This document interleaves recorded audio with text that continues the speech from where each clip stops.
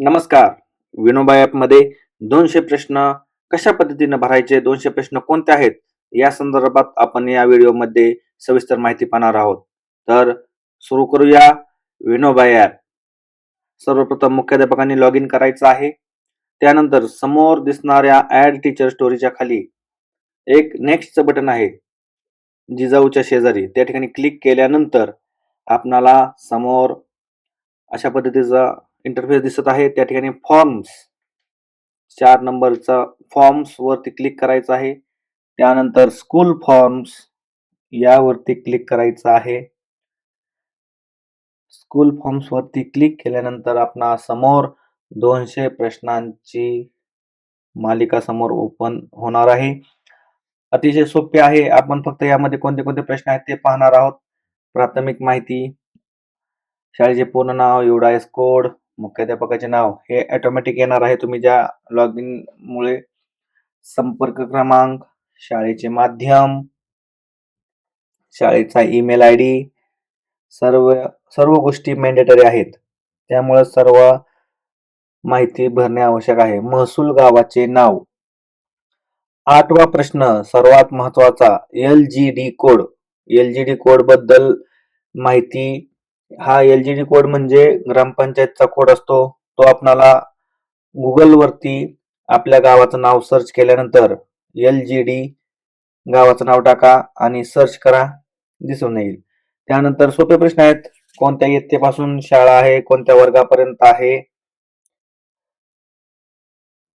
शाळेला कोणत्या वर्गापर्यंत मंजुरी आहे, शाळेच्या बाबतीतली माहिती झाल्यानंतर विद्यार्थी माहिती. मित्रांनो, या माहितीचा उपयोग CEO साहेबांच्या सूचनेनुसार वर्षातून एकदाच ही माहिती गोळा केली जाणार आहे आणि त्यानंतर पुन्हा या माहितीसाठी शिक्षकांना नाहक त्रास देणार नाहीत अशी सूचना करण्यात आलेली आहे. त्यामुळे हा फॉर्म किंवा ही माहिती आपणाला 2 दिवसात भरण्यास मुदत दिलेली आहे आणि ती आपण 2 दिवसात पूर्ण करायची आहे. शाळेत दिव्यांग विद्यार्थी आहेत का? शिक्षक पदे मंजूर किती आहेत? कार्यरत किती आहेत? मंजूर पदवीधर शिक्षक संख्या, कार्यरत पदवीधर संख्या, शाळेच्या भौतिक व शैक्षणिक सुविधेस संबंधित माहिती, शाळेची जागा कोणाच्या मालकीची आहे. या ठिकाणी महत्त्वाचा मुद्दा आहे की योग्य तीच माहिती या ठिकाणी देणं गरजेचं आहे. जर माहित नसेल तर माहित नाही म्हणून लिहा. जर बक्षीसपत्र नसेल तर तसे माहित नाही हा रकाना तुम्ही क्लिक करू शकता. शाळेचे क्षेत्रफळ गुंठ्यामध्ये लिहायचं आहे. तुमच्या सातबाऱ्यावरती किंवा तुमच्या बक्षीसपत्रावरती जेवढी जमीन तुम्हाला बक्षीस दिलेली आहे ती लिहायची आहे. क्रीडांगण असेल तर चौरस मीटरमध्ये लिहायचं आहे. जर नसेल तर त्या ठिकाणी 0 आकडा लिहा. इमारत कशी आहे? इमारत कशी आहे त्यामध्ये बांधकाम कसं आहे? इमारतीचे छप्पर कसे आहे? इमारतीमध्ये पाण्याची गळती आहे का? सोप्या पद्धतीने माहिती विचारण्यात आलेली आहे. फक्त टिक मार्क करायचे आहे. 11 नंबरचा प्रश्न आहे इमारतीचा फोटो. या ठिकाणी तुम्हाला फोटो अपलोड करावा लागणार आहे. अपलोड इमेज यावरती क्लिक केल्यानंतर तुम्ही तो फोटो अपलोड करू शकता. शाळा खोली आवश्यक आहे का, वापरण्याजोगी आहे. शाळा खोली जर नवीन मागणी करायची असेल तर किती खोल्यांची मागणी करायची आहे ते या ठिकाणी नमूद करायचं आहे. बेंचेस आहेत का, मुला मुलींसाठी वेगवेगळ्या शौचालयाची सोय आहे का, उपलब्ध स्वच्छतागृह संख्या, मुले मुली, विद्यार्थी संख्येच्या प्रमाणात आवश्यक स्वच्छतागृह संख्या. नियमाप्रमाणे जर विद्यार्थी संख्या जास्त असेल तर त्या प्रमाणात तुमच्याकडं त्यांची स्वच्छतागृहांची संख्या आहे का?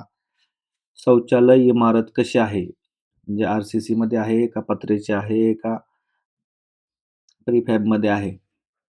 शौचालयाच्या इमारतीचा बाहेरून व आतून फोटो या ठिकाणी अपलोड इमेजमध्ये पुन्हा जायचं आहे. या ठिकाणी अपलोड करायचं आहे. दिव्यांग विद्यार्थ्यांसाठी कमोड टॉयलेट आहे का? हँड वॉश स्टेशन आहे का? हँड वॉश स्टेशनला पाण्याची जोडणी आहे का? पिण्याच्या पाण्याची सुविधा आहे का? असल्यास पिण्याच्या पाण्याचा स्रोत काय आहे? बऱ्यापैकी आपण हे माहिती एवढ्यावेळेस वगैरे इतर ठिकाणी भरत असतो. परंतु जिल्हा परिषदेने यावेळेस असं ठरवलेलं आहे, की ही सर्व माहिती एकदाच या पूर्ण शाळांकडून माहिती गोळा करून घ्यायची आहे आणि वर्षभर पुन्हा तीच माहिती मागण्याची आवश्यकता राहणार नाही. वॉटर फिल्टर आहे का? रंगकाम केले आहे का? बाला पेंटिंग म्हणजेच आपल्या शाळेमध्ये जे building as a learning aid म्हणजे शैक्षणिकदृष्ट्या रंगकाम केलेलं आहे का? रॅम्प आहे का? रॅम्पला रेलिंग आहे का? रेन वॉटर हार्वेस्टिंग सुविधा आहे का? संरक्षक भिंत आहे का? संरक्षक भिंत असल्यास त्याची सद्यस्थिती काय आहे? शाळेमध्ये स्टेज आहे का? मित्रांनो, अतिशय सोप्या पद्धतीनं ही माहिती गोळा करण्यात येणार आहे. फॉर्म फक्त आपल्याला सबमिट करायचा आहे. मान्य आहे आपणाला इतर खूप व्हिडिओ, ए-आय ट्रेनिंग सगळं काही चालू आहे. त्यात अजून एक या गोष्टीची भर आहे. परंतु माननीय सी-ई-ओ साहेबांच्या सूचनेनुसार हा फॉर्म बनवण्यात आलेला आहे.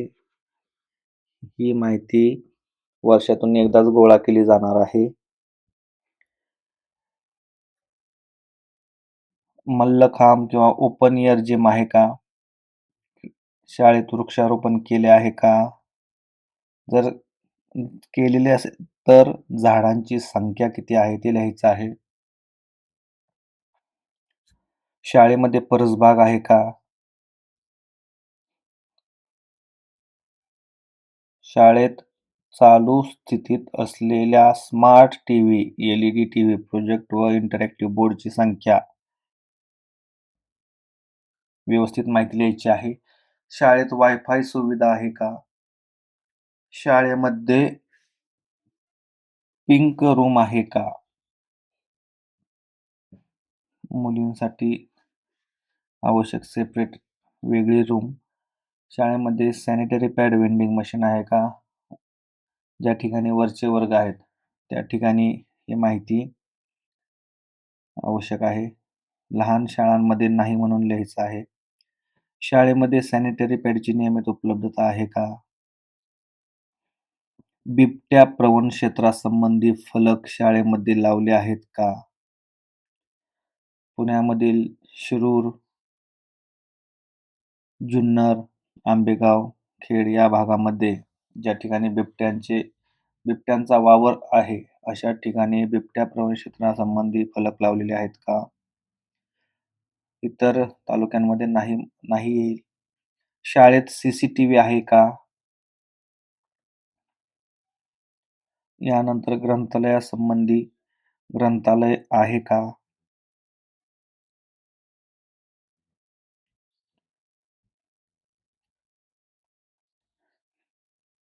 लॅब प्रयोगशाळा शाळेमध्ये कोणती लॅब आहे? Stem, Atal lab, AI robotic lab, खगोलशास्त्र प्रयोगशाळा, स्किल कौशल्य लॅब, ए-आर-व्ही-आर लॅब, इतर लॅब वरीलपैकी एकही नाही. शाळेत विज्ञान प्रयोगशाळा आहे का? शाळेमध्ये तुमच्या जी सद्यस्थिती आहे या संदर्भात हे सर्व प्रश्न आहेत आणि सर्वात महत्त्वाची गोष्ट या ठिकाणी फक्त आणि फक्त मुख्याध्यापकांनी ही माहिती भरायची आहे. शाळेमध्ये समजा 2, 4, 5 काही शिक्षक असतील, प्रत्येकानं ही माहिती भरायची नाही. फक्त शाळेच्या मुख्याध्यापकांनी स्वतःच्या लॉग इन वरून विनोबा ॲपवरती ही माहिती भरायची आहे. सर्वात महत्त्वाची गोष्ट प्रत्येकानं भरायची नाही.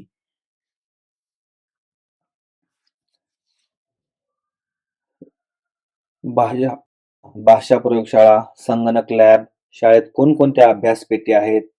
विद्युत सुविधा आहे का? तुमच्या शाळेत विद्युत मीटर आहे का? शाळेत सौर ऊर्जा युनिट आहे का?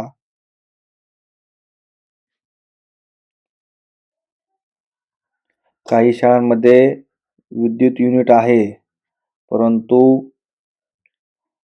मीटर काढून नेलेलं आहे किंवा वीज कापलेली आहे. अशा ठिकाणी योग्य माहिती भरायची आहे. त्यानंतर प्रधानमंत्री पोषण शक्ती निर्माण योजना, मध्यान्ह भोजन, स्वयंपाकी व मदतनीस संख्या, शाळेत गॅस सिलेंडर आहे का? प्रधानमंत्री पोषण शक्ती निर्माण योजनेचा मेनू फलक दर्शनी भागात लावला आहे का? वजन काटा आहे का? शाळेला प्राप्त झालेले अन्नधान्य योग्य प्रमाणात दर्जेदार प्राप्त होते का? FSSAI प्रमाणपत्र आहे का? आपण हे FSSAI प्रमाणपत्र कोणत्या पद्धतीनं काढायचं? कशा पद्धतीनं शाळांनी ₹100 एका वर्षासाठी हे प्रमाणपत्र कसं काढायचं या संदर्भात एक व्हिडिओ बनवलेला आहे. तो आपल्या एज्युटेक अमित या YouTube चॅनलवरती आपण पाहू शकता. त्याचप्रमाणे आरोग्य तपासणी, विविध उपक्रमात शाळेचा सहभाग, अतिशय सोपे आणि पटपट होणारे, मोजून 5 ते 10 मिनिटांमध्ये हा फॉर्म भरून होणार आहे. यामध्ये फक्त 8 नंबरचा जो प्रश्न होता LGS कोड, त्या कोडसाठी तुम्ही Googleवरती जाऊन तुमच्या गावाचं नाव आणि LSG कोड असं या ठिकाणी टाईप करायचं आहे. त्या ठिकाणी तुम्हाला तो कोड मिळून जाईल. त्यानंतर विद्यार्थी सुरक्षितता माहिती फक्त क्लिक करायचं आहे. योग्य पद्धतीने तुमची माहिती पूर्ण होणार आहे. 200 प्रश्न आहेत म्हणून घाबरून जायची आवश्यकता नाही. अतिशय कमी वेळात आणि सुटसुटीत पद्धतीनं ही माहिती पूर्ण होत आहे. माजी विद्यार्थी संघ,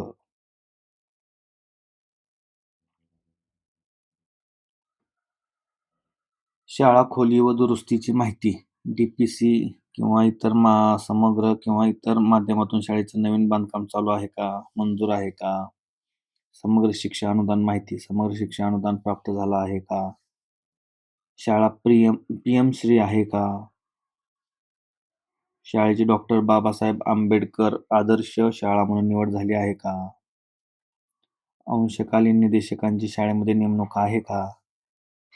स्पर्धा परीक्षांची माहिती, शाळेमध्ये ज्या 4थी-5वीच्या शिष्यवृत्तींचा निकाल असेल त्या संदर्भात माहिती लिहायची आहे.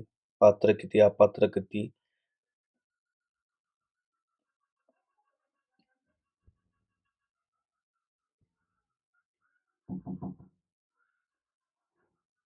त्यानंतर सैनिक स्कूल प्रवेशासाठी निवड झालेले विद्यार्थी संख्या, नवोदय विद्यालय प्रवेश परीक्षेसाठी पात्र संख्या, 4थीपर्यंतच्या शाळांसाठी या गोष्टी भरण्याची आवश्यकता राहणार नाही. परंतु जे उच्च प्राथमिक शाळा आहेत त्या ठिकाणी ही सर्व माहिती भरावी लागणार आहे.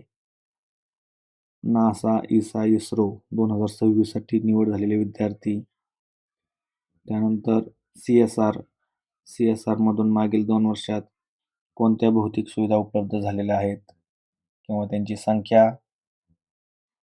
या ठिकाणी नोंद करायची आहे.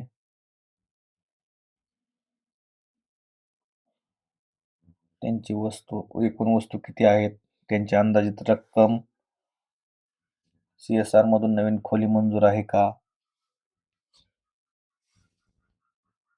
त्याचबरोबर काही ॲडिशनल इन्फॉर्मेशन मागितलेली आहे. त्यामध्ये शाळेमध्ये कोणत्या विषयांच्या क्लबची स्थापना केली आहे? संरक्षक भिंत आहे का? शाळेत कोणती लॅब किंवा प्रयोगशाळा आहे? हा पुन्हा डबल प्रश्न झालेला आहे या ठिकाणी, कारण की या अगोदरच ती विचारलेला आहे. शाळेची मुख्य इमारत किती वर्ष जुनी आहे? शाळेतील सहाय्यक कर्मचारी संख्या, वर दिलेली माहिती सत्य असून यामध्ये शेवट डिक्लेरेशन आलेलं आहे. आता प्रश्न आपले संपलेले आहेत. वर दिलेली माहिती सत्य असून यामध्ये काहीच वरळलेलं सर्वस्वी मी मुख्याध्यापक म्हणून जबाबदार आहे. ॲग्री आणि आपला फॉर्म सबमिट झालेला आहे.